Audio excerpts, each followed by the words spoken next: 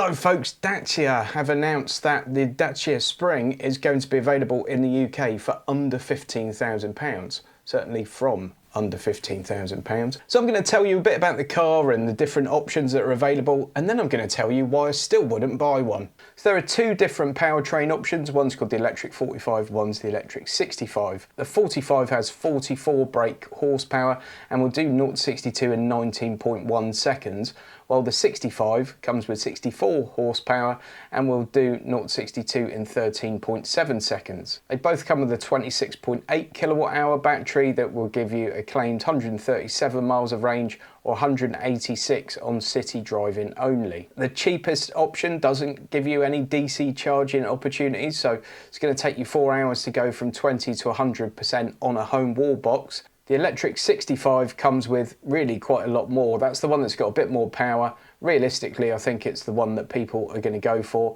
You get Apple CarPlay, Android Auto, you've actually got a central touchscreen, all that kind of stuff.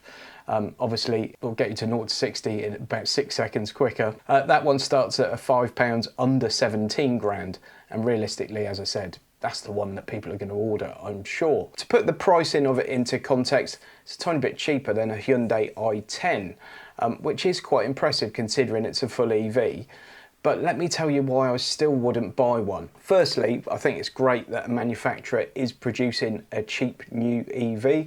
It's one of the things that people tend to use as a bit of a stick to beat people with when they talk about EVs is, oh, they're only for the rich and all that kind of stuff.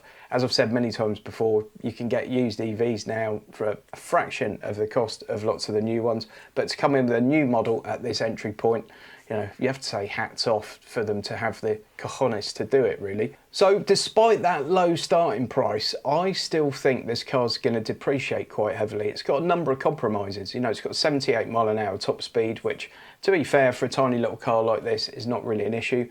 But the rate of acceleration is very slow, and a lot of people will be a little bit worried about getting into a car that's 0 to 60 in 19 seconds if they're pulling away from busy roundabouts and that kind of stuff. Although I would imagine the 0 to 30 is not anywhere near as bad, probably similar to something you get in like a lower powered petrol car.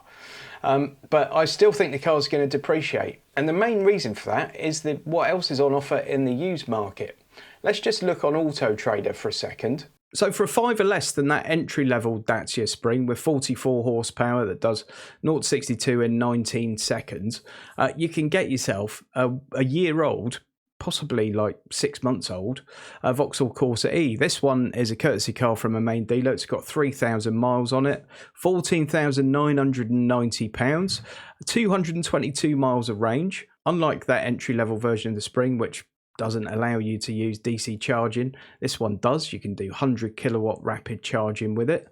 0 to 62 on its 7 point something, what is it, 7.6 seconds, 134 brake horsepower versus 44 horsepower on the Spring. And this is not an old car. This is an ex-demonstrator, 222 miles of range. It's got a reasonable size boot. It's reasonably comfortable. It comes with like an infotainment system and sat nav and stuff as standard because it's not the worst spec level in the world. And there's nothing really wrong with it. If you want to go up and sort of challenge that upper level of Dacia, this is a brand new, essentially. It's a pre-reg with 205 miles on it. Vauxhall Mokka-e GS automatic. 205 miles of range. It's got the same battery pack drivetrain as the Corsa. Just over 9 seconds, 0 to 62 on this one. Same level of power. 18.5, you know. It's tough. I think when they designed the Dacia Spring, you know, probably looking 3 years ago, and they thought we need to make a real entry-level EV for the masses. On paper, it probably looked amazing. And really, you have to take your hats off to them because they've designed a complete ground-up new EV at a really, really affordable price. And the only other person that's really tried to do that so far has been Citroën with the Ami. But if you're talking about, you know, compromises, then that's got a million of them. Obviously, it's a quadracycle. It's not even a car officially.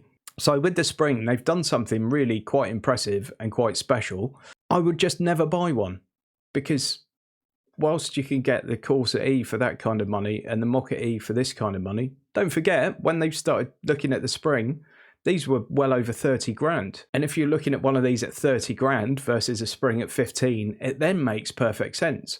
But in the world we live in today, in 2024, to me, it just doesn't. Am I mad, or is the Spring not really as exciting as perhaps the headlines suggest? Now, the thing we haven't obviously considered is a lease, and it'll be really interested to see what the lease prices look like on these, particularly once they've bedded in. You know, once they've been available for a few months, this might be the car that you could get for 100 quid a month or something, but who knows? Let's wait and see on that front. But as a lease proposition, maybe it could be more interesting and could certainly possibly fit the bill as a second car for a number of households. I don't think too many people living outside of a massive city are going to have this as their one and only, but as a second car in a household, maybe it's going to make a bit more sense.